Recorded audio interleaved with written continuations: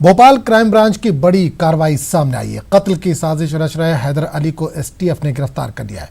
हैदर अली पर शिवराज समेत कई सियासी लीडरों को कत्ल करने की साजिश रचने का इल्जाम है। एसटीएफ हैदर अली से पूछताछ कर रही है।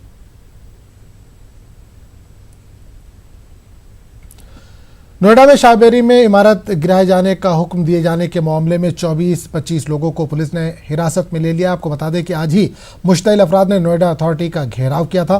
हजारों की तादाद में लोग जमा हुए थे। पुलिस ने लोगों को मुंतशिर करने के लिए लाठीचार्ज भी किया था।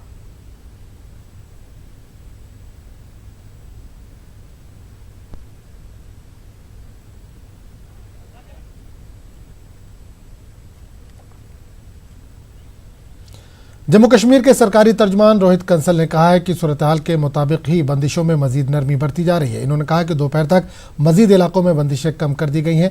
रोहित कंसल ने कहा कि यौम आज़ादी की तकरीबात के लिए तमाम तैयारियां मुकम्मल कर ली गई हैं। कंसल ने कहा कि यौम आज़ादी की तकरीबात डिवीजनल, डिस्ट्रिक्ट और सब डिस्ट्रिक्ट सतह पर ही मुनक़िद की जाएंगी। एडीजीपी जम्मू कश्मीर मुनीर खान ने 15 अगस्त के बाद कई मुकामात से दफ़ा 144 हटाने का इशारा दिया। मुनीर खान ने कहा कि हालात काबू में है, ताहम इन्होंने एतराफ़ किया कि कुछ अफराद को पैलेट से चोटें आई हैं। खान ने कहा कि जख्मियों को इलाज के बाद घरों को रवाना कर दिया गया है। एडीजीपी ने कहा कि आम शहरियों की हिफाजत को तरजीह दी जा रही है। मुनीर खान ने कहा कि कई अफराद को मुख्तलिफ मामलात में गिरफ्तार किया गया है। जो अफराद संगीन जराइम में मुलविस पाए जाएंगे इन्हें PSA के तहत सजा दी जाएगी। The situation in the whole of the state is completely under control. As far as Jammu division is concerned, the restrictions have been lifted, and you must be knowing that schools and other establishments are functional. As far as Kashmir division is concerned, the restrictions at certain places are in place, and the restrictions are imposed after assessing the overall situation of that particular area. It's not that the restrictions are imposed in a generalized manner. No.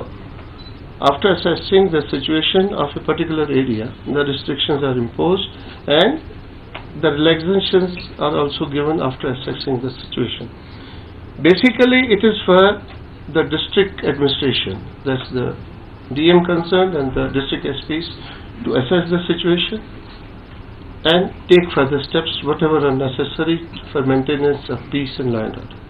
And it will continue. Presently our main focus is 15th of August, and all the preparations are in place and all the arrangements are in place to ensure peaceful celebrations throughout. देखिए 18 तारीख से हाजी साहिबान की return जो है वो scheduled है और तकरीबन 11,000 हाजी हैं जो हमारी जम्मू कश्मीर और लद्दाख के गए हुए हैं। तो उनकी रिटर्न के लिए जो फैसिलिटेशन की जा रही है वो 2-3 तरह की जा रही है। एक तो फैसिलिटेशन एयरपोर्ट पे की जा रही है जहां उनके लिए हेल्प डेस्क वगैरह लगाया जाएगा। दूसरी फैसिलिटेशन जो की जा रही है वो हज हाउस में की जा रही है क्योंकि हज हाउस में एक दूसरा डेस्टिनेशन होता है। तीसरी फैसिलिटेशन का इंतजाम TRC पे रखा जाएगा ताकि लोगों की मूवमेंट जो है वो परमिट की जा सके। बाकी 18 तारीख तक हमें उम्मीद है कि काफी ज्यादा रिलैक्सेशन हो जाएंगी, लेकिन जिस भी तरह की फैसिलिटेशन की आवश्यकता होगी based on the situation we will take a call and we will do it. Wing commander Abhinandan को वीर चक्र से नवाजा जाएगा। यौम आज़ादी के मौके पर अवार्ड दिया जाएगा। आपको बता दें कि अभिनंदन ने पाकिस्तान के जंगी तैयारे को गिराया था, जिसके बाद वो पाकिस्तान के चुंगल में आ गए थे, लेकिन इन्होंने बहादुरी का सबूत देते हुए हिंदुस्तान की कोई खुफिया जानकारी अफशा नहीं की थी।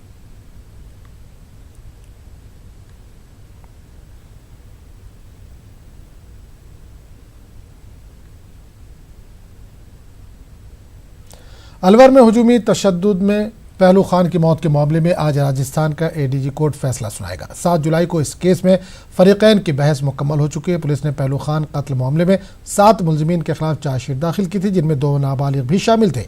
आपको बता दें कि पहलू खान अपने बेटे और दीगर लोगों के साथ पिकअप में दूध देने वाली गाय लेकर आ रहे थे। तभी बहरौड़ अलवर के नज़दीक कुछ नामनहाद गौ रक्षकों ने इन सब की बुरी तरह से पिटाई की और गायों को छीन लिया था। पिटाई की वजह से पहलू खान की मौत हो गई, जबकि दोनों बेटों और जयसिंहपुर गांव के आजम को संगीन चोटें आई थी।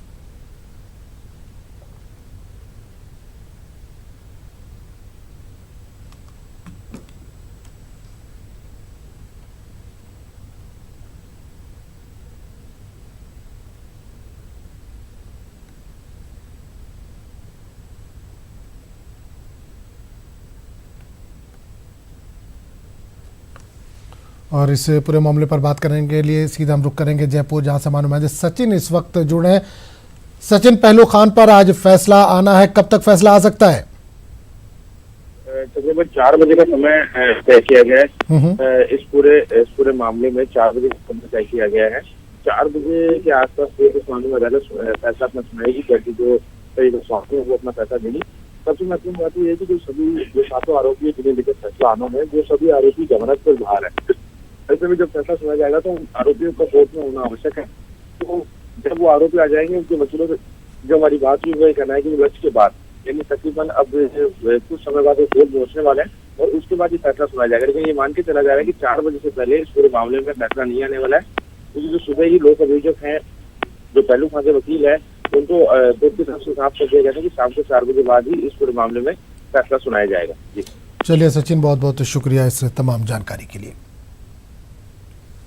जश्न